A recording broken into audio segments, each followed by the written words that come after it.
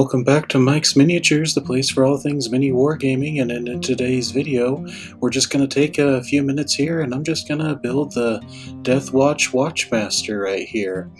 So at the start of this video I got in the mail some Milliput, and this is my first time actually using it, so we're going to go ahead and just open this up and we're going to do this on the base of my Watchmaster here.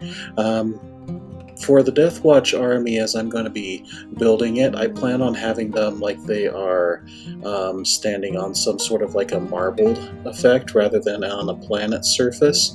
So I thought maybe let's, especially for this leader who is kind of a halfway mix between a firstborn Marine and a Primaris Marine right here with his height and size, I figured let's build up his base a little bit, and we'll experiment using Milliput for the first time right here. So getting it a little bit wet and it's a little bit messy. I do apologize for the shaky camera. The table that I was on was not the most solid, so we have a lot of shaky camera, especially for this first part as I'm rolling out this Milliput and spreading it out onto the base right here. As you can tell, this isn't my normal workstation desk right here. It was kind of more of my portable travel one with my work and everything like that, and us doing things around my home. My workstation's been commandeered and not able to actually get a whole lot done, so I kind of pulled out my spare working table to work on it here, so it's not as solid as I would like, so that's why the camera's all shaky. But I'll try to not throughout this whole thing not have the camera shake too much here for you guys. So Milliput by itself, if you add a little too much water like I did, it can get pretty sticky and kind of spread all over the place. And I'm wearing gloves because it recommends that you wear gloves for this. And the whole point of what I'm doing is just trying to spread it down, kind of build it up, but then tap it smooth.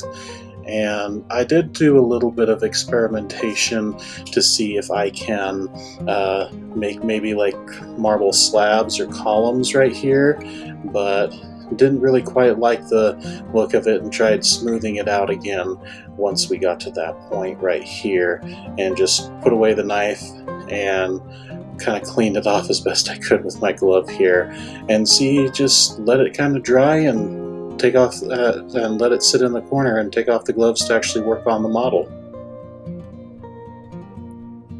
And it's from here I pulled out the instruction guide for the Watchmaster and my handy dandy clippers, and we first start with the front half of the body, just clipping him outside of the sprue. And then his leg.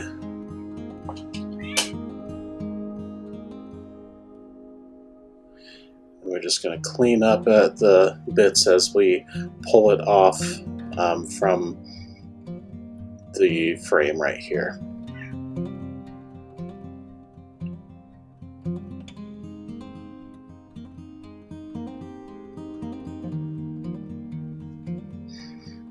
And then we're going to go for the back half of the body. Basically, the way they did this model in the instructions, and it's a little hard to tell because it's off the camera, it's done in 3 parts for the main body.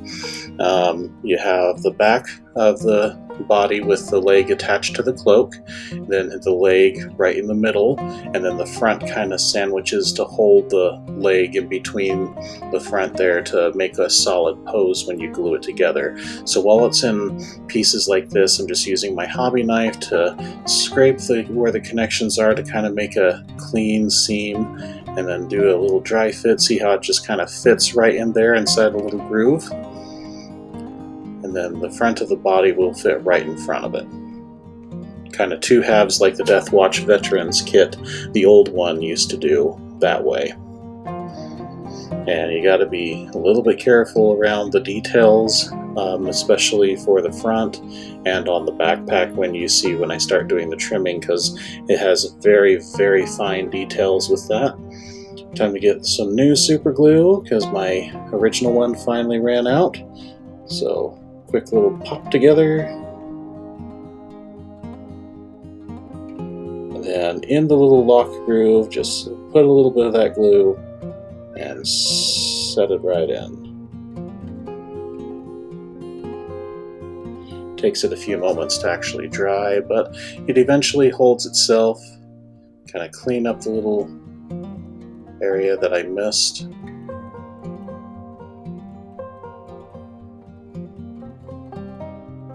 And some mold lines along the leg that are going to stand out when I prime the model.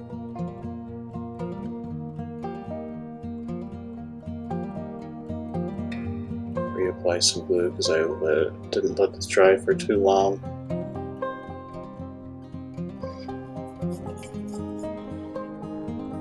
The tap test.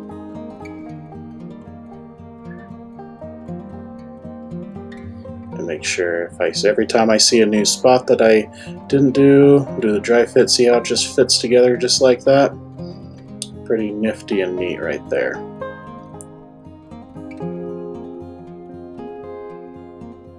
And try not to add too much glue because I don't want this spilling all over the place, and just kind of pressing it together. The head's going to hide a lot of that gap right there. Speaking of which, we're going to trim out the head.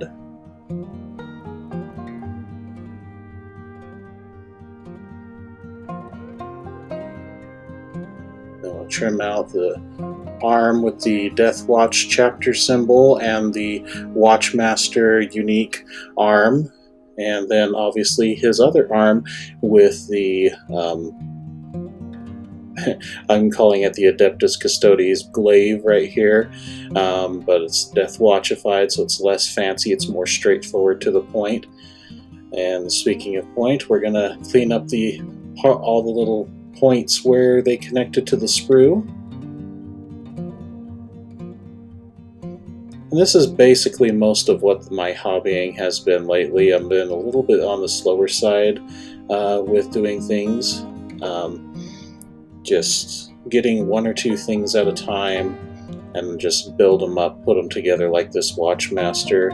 Eventually, as the Deathwatch army expands, probably after my workload has lessened, I'll be able to expand to a much greater force, and we'll see more of it put together.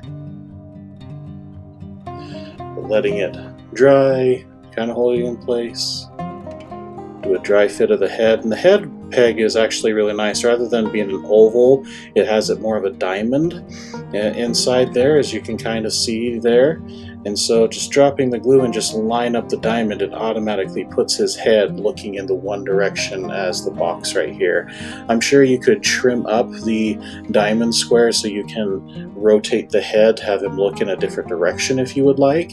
Or if you decide, like I will probably do with my next Watch Master, if I get another one of these guys, I'm going to use one of the Deathwatch upgrade kit helmets, and I'm going to give the Watch Master one of those helmets, which will make him kind of a unique in that way right here.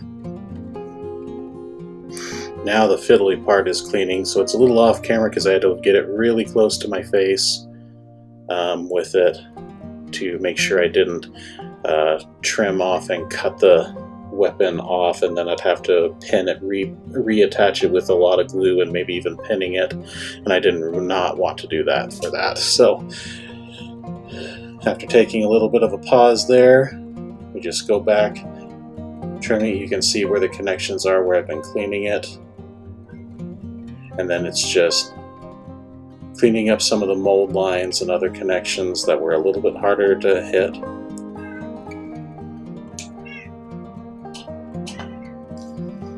And kind of dry fit the arm right here, and then just smoothing out where the mold lines are so that they don't stand out as prominently when I prime the model and end up painting it. And it's at this point when I'm building my models, I'm already thinking about what I want them to kind of look like with the color schemes and that. Obviously he's going to have the black armor and he'll have a lot of gold details and trim, but this is the unique shoulder pad of the Deathwatch Watch Master with his backpack. I when I get another kit of these, I'm gonna try to make copies if I can of that one, or at least find some way to make more copies of that shoulder pad, because that is a perfect captain shoulder pad. I think it's better looking than some of the Primaris captain ones that they've had. And this is what I was talking about with the sculpt of the backpack. It is servo skull holding the keys and things like that. It is very precariously, has one point of connection that's very fiddly, so I have to hold the whole thing very carefully with my hand when I'm cleaning up the bit. And then it's just like the old kit's, just a circle, so you have to put it in and line it up the way you want it. It's not like a one spot only fit like the new Primaris model, so you have to line it up and hold it in place until glue dries, depending on the kind of glue you have. Obviously my super glue takes a minute to dry versus some plastic glue, which I'm sure would work a little bit faster than this, but that's okay. Adding a little bit more glue here and there, letting it air dry for a second because I added too much, cleaning up that beautiful shoulder pad pauldron. I'm not exactly sure what chapter I'm going to have this guy first one from. I'm leaning towards either Crimson Fist or Imperial Fist, but not 100% sure. We'll see what happens as we get closer. I do know that I'm going to probably, for this character, his cape is going to be red, just like the box art, moving forward, and we'll see how it kind of goes from there. But that's basically all the glue done right there. And that's where I have the Watchmaster right here all put together.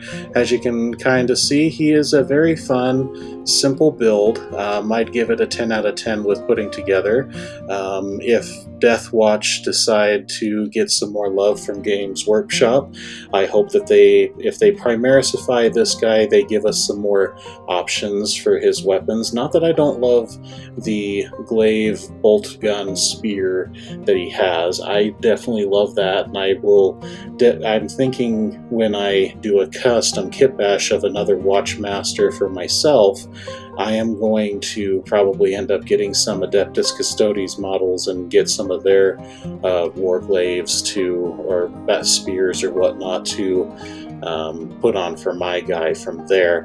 But that's basically how you would put this guy together. Leave a comment down below if you guys want to see any more what next models that you are excited to see for the Deathwatch army, and for my other YouTube channel army, the Argent Templars, as we're building it up. And I will have links down below for if you want to get this model amongst any others, so you can support this channel. But until then, guys, I appreciate you sticking around this long. I've been Mike. This is Mike's Miniatures, and bye-bye.